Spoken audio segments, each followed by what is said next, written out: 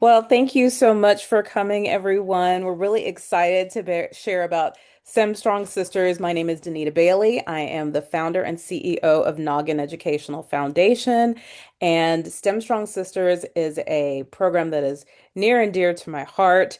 The reason why we decided to start this program is because there is a shortage of Black and Brown women in STEM fields. And we really feel like diversity of thought, experience, and background is so important, especially in STEM fields, because there are problems that could be better solved or solved more quickly or solved in general when there's diversity of thinking. And so we want to see girls in particular start to move towards those career paths and see themselves in those sort of positions. First, we want to enlighten them to all the different options that there are in STEM fields, but then we also want to show them that these things are possible for them. So that's really kind of the crux of STEM Strong Sisters. Um, and then also, girls just sometimes aren't encouraged in math and engineering and science fields. And so this program does a whole lot of that. Um, it's really a STEM role model exposure program at the heart of it. Um, it is not a program that is competing with STEM schools or robotics organizations and things like that. Our job with this program is to expose girls, Black and brown, that are in the fifth through eighth grade to women in STEM that love what they do and are killing it at their STEM positions. And so while we do introduce some STEM concepts and ideas and activities and things to them, it really is about them seeing role models and women that look like them. So the program really has several components. The first and the most frequent is the mentoring sessions that we have on a monthly basis. And at these sessions, they meet with women who are in STEM fields and kind of learn about what they're doing. We have field trips as well. We have college field trips, and each of these girls gets to participate in a robotics camp that's 5 days long. So I'm going to share a presentation here so you can really see this program kind of in action and in full color. Uh,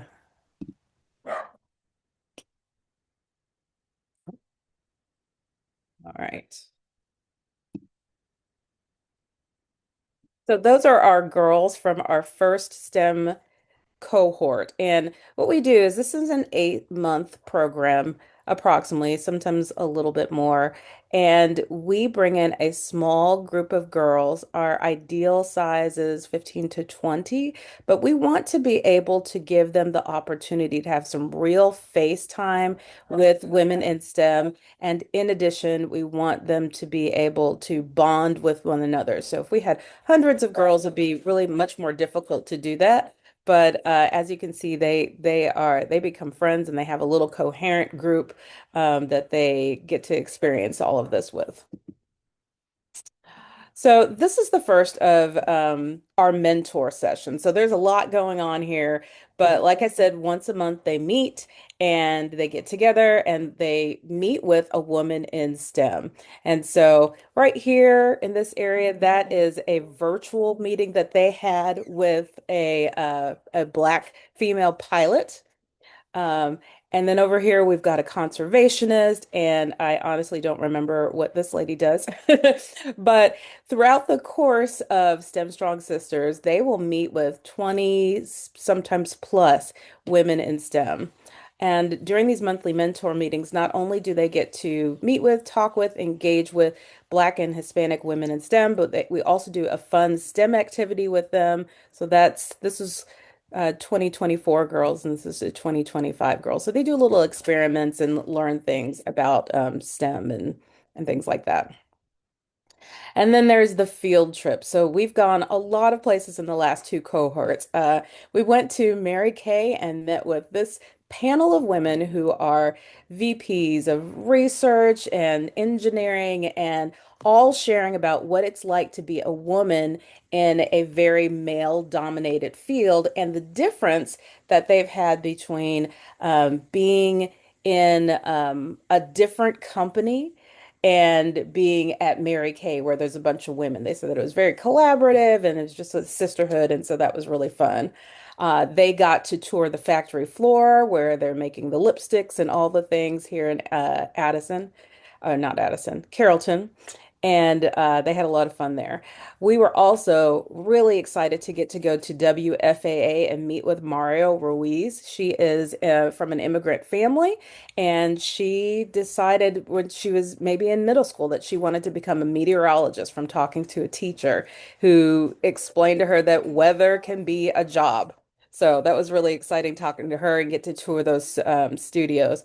Here we went to a dental office, and Miss Estrada, who's a dental hygienist, told us all about our teeth, and we learned quite a lot of things that I now need to be implementing in my daily routine.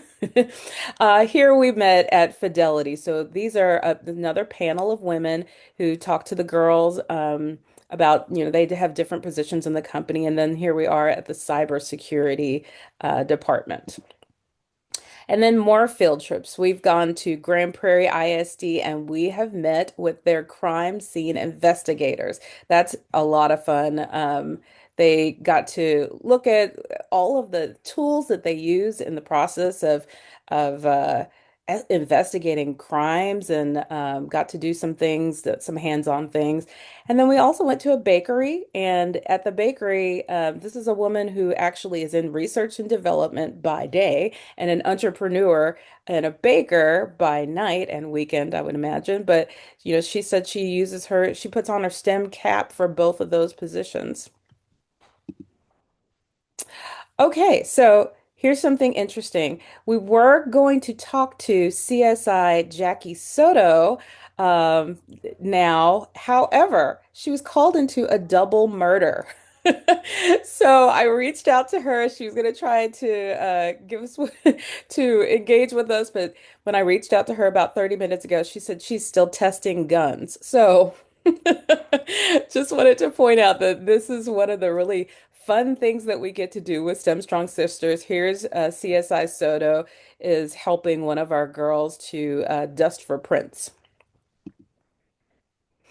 One of the highlights of our program is our college trips. We really want kids to be able to see what it's like to have a STEM major in college. And so the first year we went to TCC and we got to visit both their science department and their automotive department.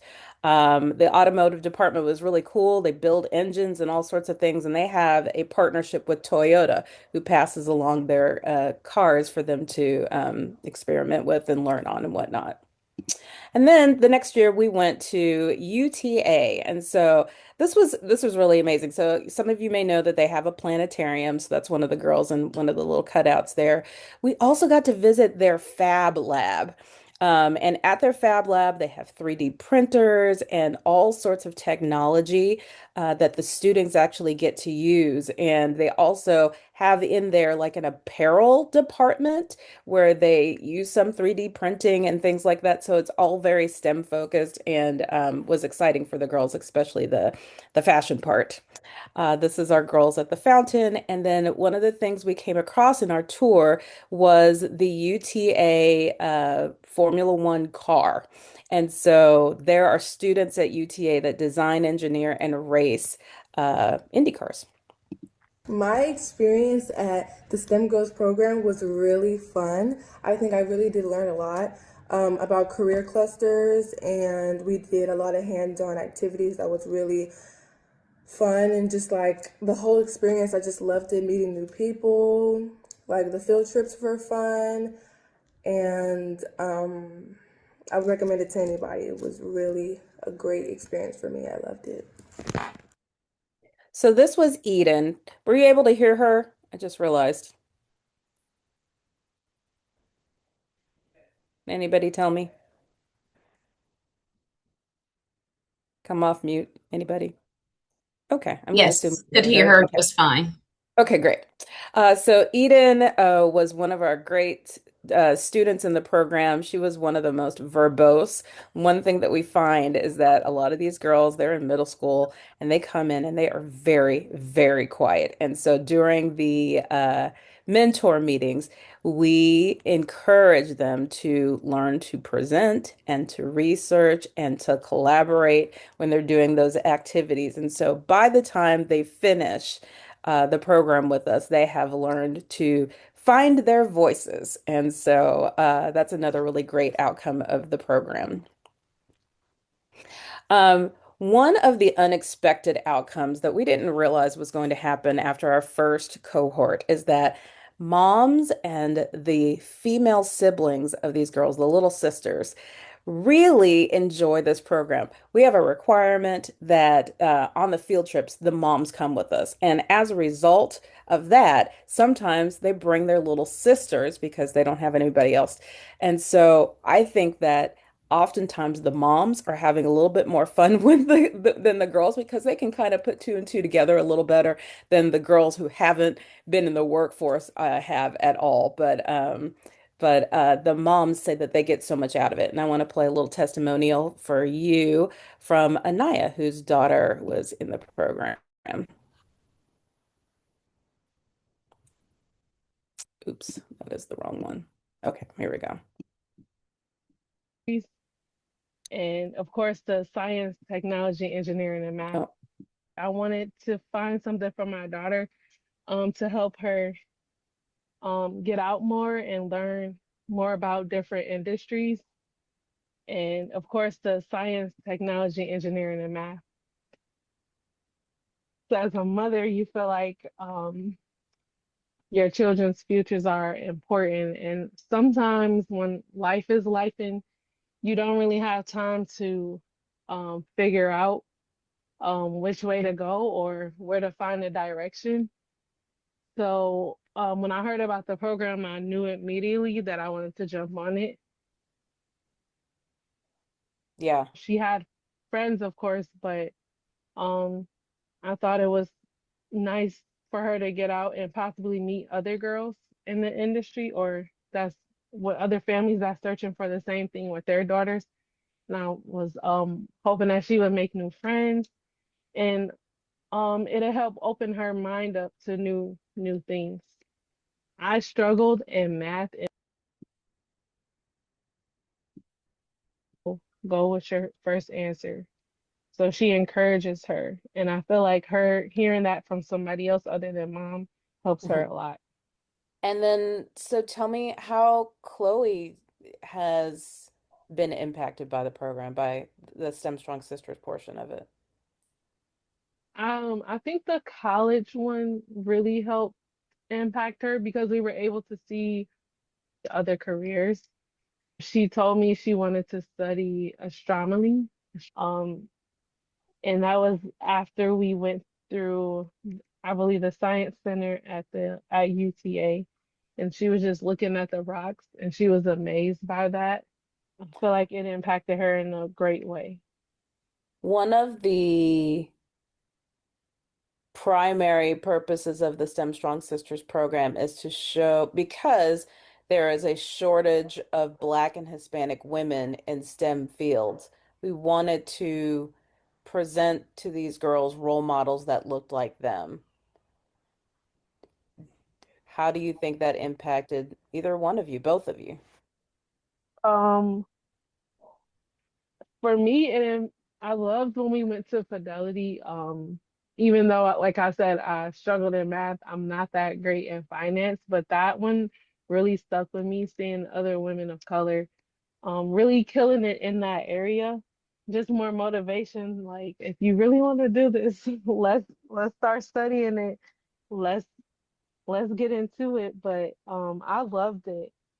I love her being able to see women of color in these different industries. Um, because it's not something you see every day. You only see what they put on social media, which is very um minimizing what Black and Hispanic women can do. Hmm. So seeing these women in these STEM industry, I believe, impacted her very well. Especially with me, they just spoke so confidently in themselves. Um, you can tell like they were happy with what they were doing. Hmm. Um, it was a very positive impact for the both of us. Mm.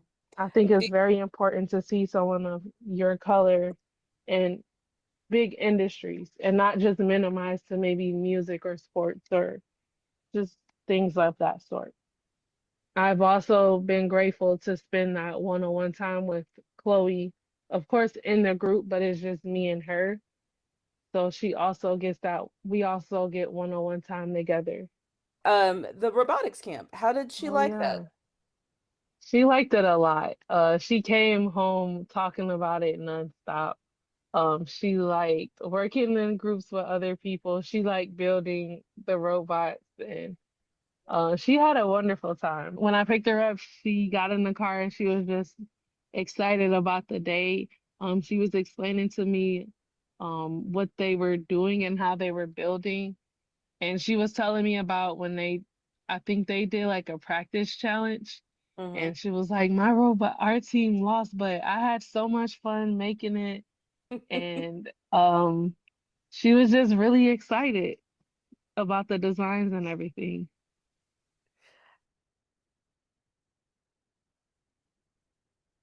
I just love her testimonial, and I also love that the moms get so much out of it. So that's fantastic. But speaking of the robotics camp, see, can I move on? Yes, the robotics camp. So this is our fourth year, I think, doing the robotics camp, and our second year doing STEM Strong Sisters. And we wanted to make sure that our girls were able to participate in this. So this is a 5-day program that we have in the evenings. Last year, or 2024, they built robots, and then and you see that over here, two of our girls that are building the robots, robot from Robots Kits. And then this year we got to work with the Sphero bots, and this has actually been sponsored by Nissan a couple of times, or the last two years. So we've been able to invest in some equipment so that we can make it even more fun. So the kids got to, right here, you'll see that they are coding robots, and so they got to learn how to make the robots move by using degrees and things like that. And then at the end of the week, they did some challenges. So they got to go head to head with different teams. And that's what she was talking about, that she lost, but still enjoyed. One of the other big highlights of our robotics camp is our um, Shark Tank Junior competition. So we wanted to not just give the kids an opportunity to learn about robots and things like that. We wanted to also help them to work on their soft skills. So what we do with the kids is that we split up, and we have about 30 kids in the robotics camp, boys and girls.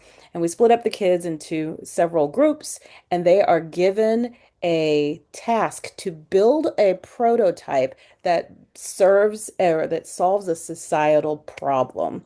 And so they spend the week building that prototype. And then on that Friday, we invite sharks from the community for them to present their prototype.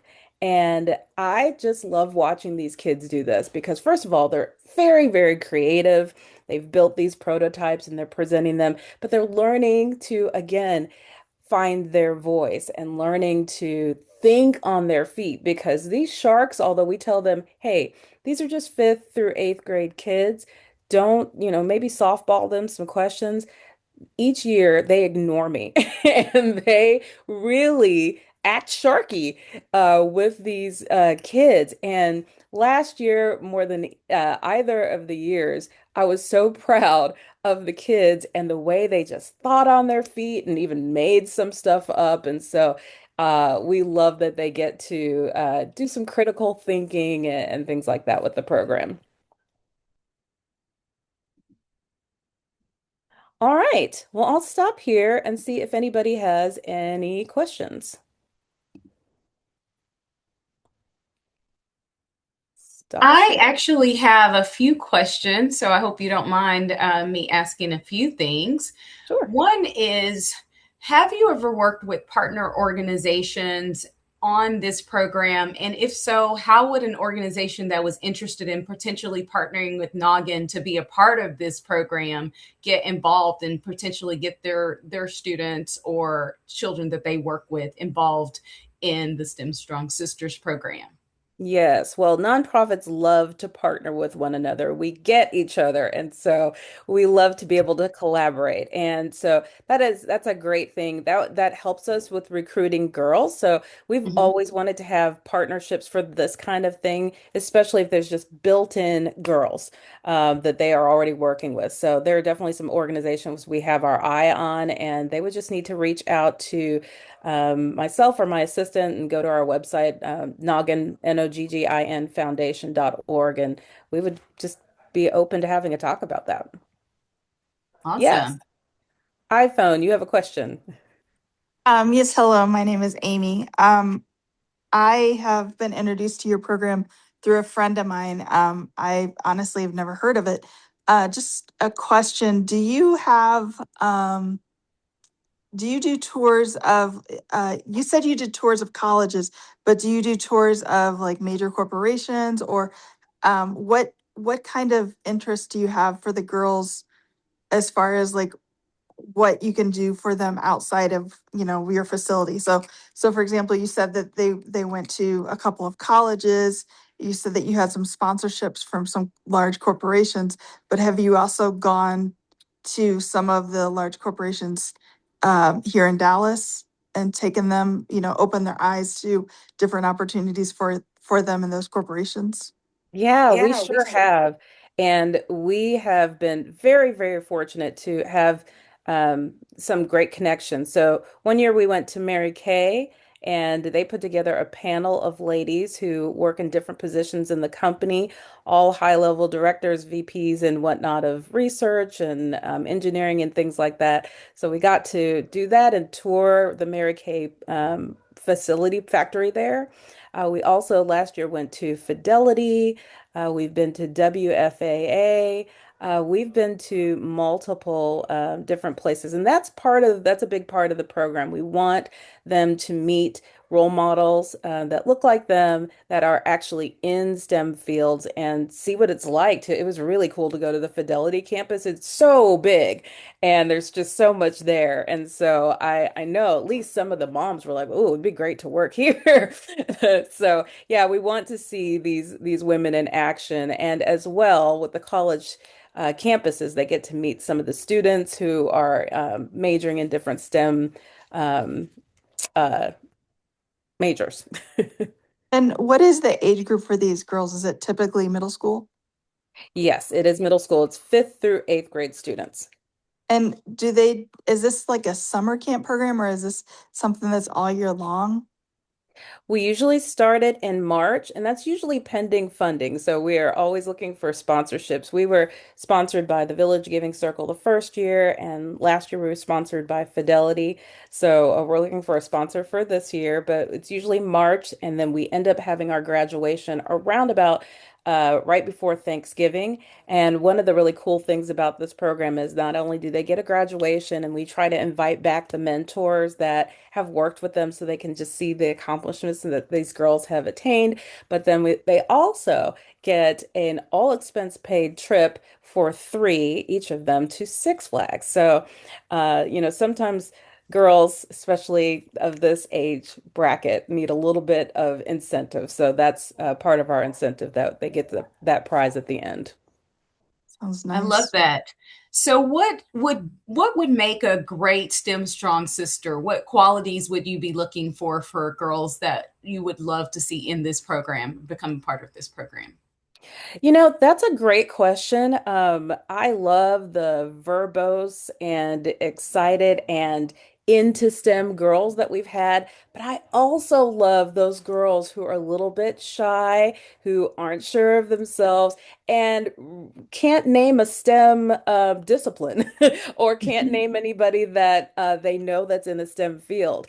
And because they get their eyes opened and enlightened, and like Ayana said, Chloe after one of these trips decided she wanted to be an astronomer. So really, I think any girl of color, black and brown girl, is welcome in this program, and just whatever that is their interest. And one of the girls really was a dancer. That was her interest, and she's like, "I'm a dancer, and I want to be an orthodontist. So I'm not really interested in STEM." And we were like, "Orthodontia is actually STEM." And So yeah, dance can be qualified as a science for sure. The way you have yes, to really know about your body and all the things that come with dance. So, but yeah, one of the points that you made, which I loved, is I love the fact that some of the organizations and corporations that are involved, well, you wouldn't necessarily intuitively think of them as STEM organizations. So Fidelity, for yes. example. So I love the fact that there's a path to having, organizations that wouldn't be the ones that you would just automatically think of as part of this program. So it really kind of gives a opportunity for the girls to really have a large scale exploration as far as careers are concerned in STEM. But going back, I love when you were talking about one of the mentors that's been involved in the program who does CSI investigations. One of the things that I was interested in is how do you recruit all of these amazing women to be a part of the program? And what's the path if somebody was interested in potentially being a mentor in the program or speaking?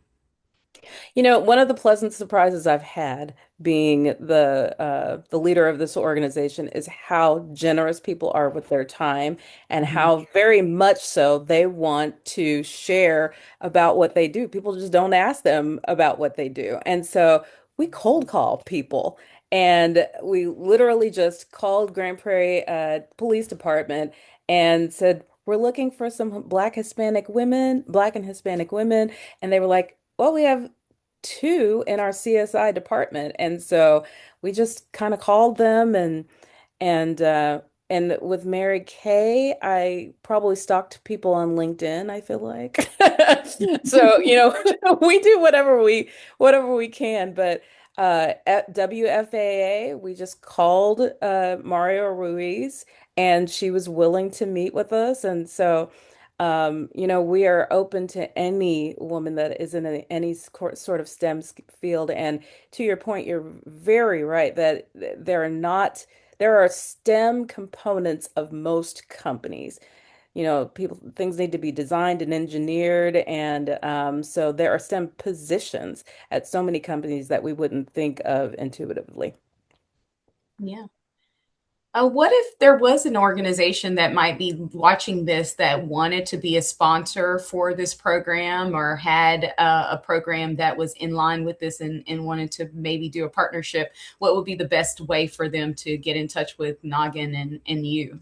Yes. So our website again is nogginfoundation.org. It's Noggin. Our information is in the footer of that, and they would just reach out to my admin or myself, and we'd be happy to have a Zoom call and explore some opportunities. Awesome. And I'll just say for anybody that's listening to this, to save you a little bit of time, that's admin@nogginfoundation.org. Any other questions? I do want to say, and I did not mention, oh, I saw you take yourself off mute. I was just going to say this was a very interesting presentation, and I really appreciate how thorough you were with what the different activities that you do with the girls to open their eyes to the STEM world. Thank you. It's such a pleasure. We really love what we do. I didn't mention the qualifications for the program. So, all of our programs, and I'll just list them very quickly. We are an academic support system for kids from low income families. So, all of our students no matter what program they're participating in, qualify for Medicaid. They do not have to be receiving Medicaid. They just need to have an income that would qualify them for Medicaid. Um, and our other programs, we do one-on-one tutoring where we go into our students' homes with certified teachers, and we work with them in math and ELA and reading. And what we do is we assess them and find out where their gaps in learning are, and then our tutoring is comprised just on working on gaps in learning, getting them up to grade level and then beyond. We also have a program called Career Chats. This is a virtual career day where we invite people from all over the United States to talk about their careers, what a day in the life is like, and just kind of some of the qualifications for what they do. And the great thing about that program is that the format is virtual, so they can take us on the job. So we have been in the kitchens with caterers, we have been in cockpits with pilots. We have spoken to Secret Servicemen. I mean, you name it. We have a variety of careers that these kids get to experience. And the great thing about this is that because it's virtual, we can serve a lot of students. So we have served 300 to 400 kids in a school over a couple of days. In addition, we have a program called Art Advocacy, and this is for parents that either believe that their child has a special need or learning disability, or and they need testing, or that they do, and they need help getting more from the school. And so we connect them with a professional who knows all the laws, knows all the things that the school can do, and they consult with them and work with them one-on-one to come up with a plan to ask the school for, and then they attend that ARD meeting with them to help make sure that that student gets everything that they need. So if you've ever been in an ARD meeting, you can understand that it can be scary, it can be frustrating, and it's just really nice to have somebody who you can trust and that you know has your well-being in mind. Not that the school doesn't. Don't hear me say that that's what I'm saying, but that sometimes it can just be a difficult road when you're trying to navigate that sped system. So we work with them for 10 hours to help them in that way. What am I missing? We talked about the robotics camp, STEM Strong Sisters, and uh, that's it. I'm not missing anything, I don't think, Rachel, am I? Just I think you didn't talk a lot about the tutoring program, which is the flagship program. So I'm always interested in hearing about that when there's an opportunity since we're here. Sure, sure, sure. So, the tutoring program, like I said, we fill gaps in learning. We only work with certified teachers because they are uniquely equipped to fill gaps in learning. And so, over the years, people have suggested that we have kids do it, or professionals that are, accountants or whatever, and they're good with math. But it's just really important for us to have teachers that do that. One of the other great things about that program in particular is that the tutors go into the homes and they're able to kind of be our ear to the ground and our eyes to see if there's any challenges that the families have. Because they are low income, there are a lot of things that they are dealing with that can impact academic success. They may have food insecurity, they may be homeless, and living with other people or having to live in a extended stay. They may English may be their second language and they need to be in classes. And so we every quarter meet with our families and find out if there are any specific needs that they have. Um, Anything else that I'm missing with that? I'm trying to think. But this program is really important to us, and it's a long-term commitment. We realize that because our kids come to us 2 to 3 grade levels behind, a couple of months or even 8 months of tutoring is not going to really move the needle as much as we want to. So what we do is We work with our students on an ongoing basis, and our long-term goal is that we are working with them from, third grade, if we get them in third grade, until they graduate from high school, because we want to make sure that not only are they on grade level, but they're competitive so that they can choose whatever path that meets with their aspirations beyond graduation. The last thing that I would ask you to talk a little bit more about is just the areas that you serve, because I'm always amazed at how many students and how many school districts and areas that Noggin serves. Sure. Yeah, that's a very, really good point because we do get requests from all over the Metroplex. And we actually used to serve students everywhere. But when we realized that our families really need a lot of local support, we moved to just serving students in the southwestern Dallas area. So that's Mansfield, Grand Prairie, Arlington, Cedar Hill, Duncanville, DeSoto, and Red Oak.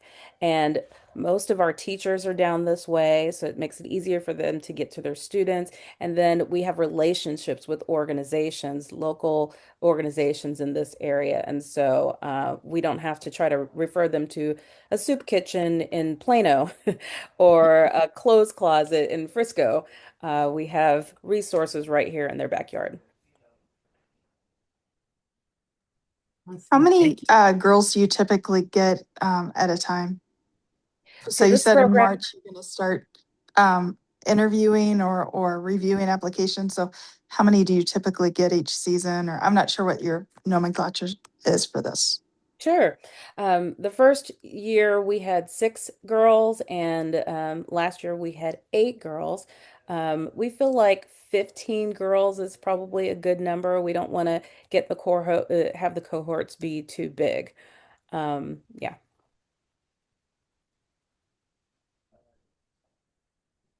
Is there anything else I can clarify or address for you guys?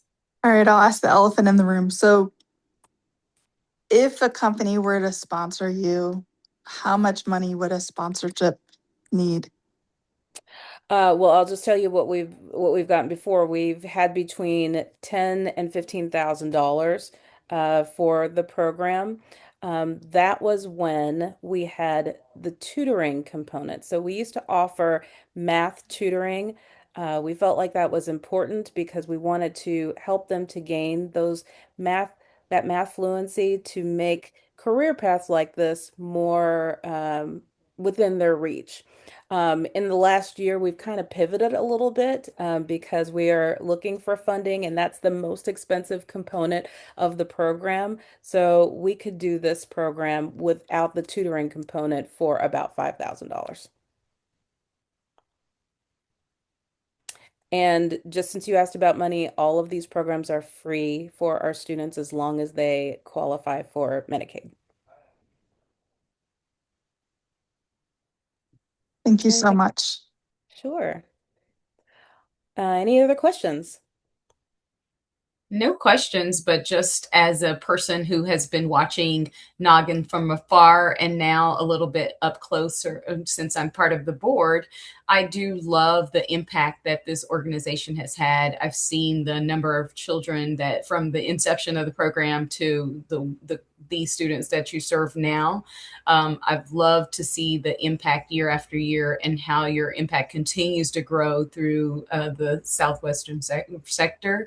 And I just think I've never seen such amount of passion and intention that comes out of such a when you think about the size of this organization. I've just never seen that level in coming out of an organization. So I continue to be supportive but proud of all the effort that Noggin has put into this work, and I hope that it continues to grow. And looking forward to seeing STEM Strong Sisters not only continue this year and into the future, but all the other programs as well. So thank you for everything that you do.